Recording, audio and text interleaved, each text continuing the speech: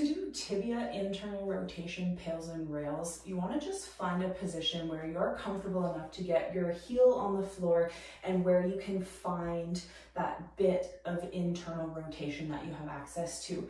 These pails and rails, admittedly, they're a little bit tricky. There's not a ton of rotation here that we do have access to already, so it can be hard to find more.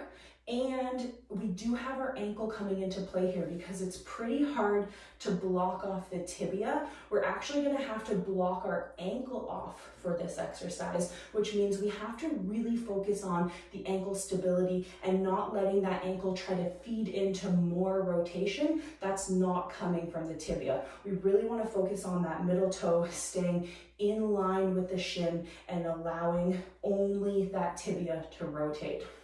So what you're going to do here, focus again on that tibia, internally rotate as much as you possibly can, keep that ankle nice and rigid, and then you're going to take your hand, place it on the outside of the foot as though you're trying to pull yourself into a tibial internal rotation stretch. Now make sure here you're not letting that knee waver around, it's staying nice and steady. I like to pull it close to my chest so I can feel contact and I can feel movement.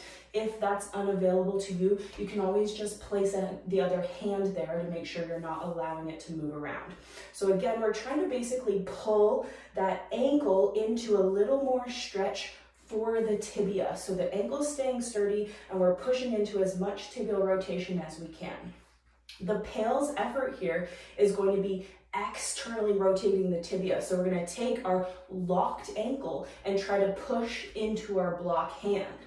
The rails effort is going to be trying to push into internal rotation even more by pulling the foot away from the block hand, but without just rotating the foot. Remember, we're keeping that ankle nice and locked, so it's going to come just from the shin or the tibia here.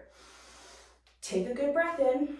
Hold everything nice and steady. We're going to start to build the Pails effort, so externally rotating that tibia. We're trying to push, rotate the shin. Remember, you're blocking it off though, so no movement is happening. Start to build 40% of that effort. Push a little more, go to 60%.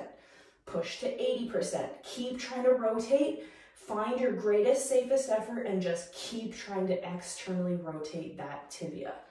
Keep pushing for 5, 4, 3, 2, 1, and rails, internally rotate more.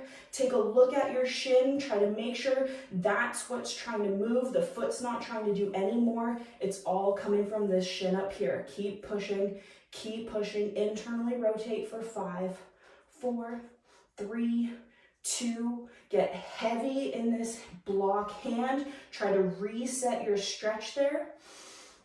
Slowly relax and repeat as many times as prescribed.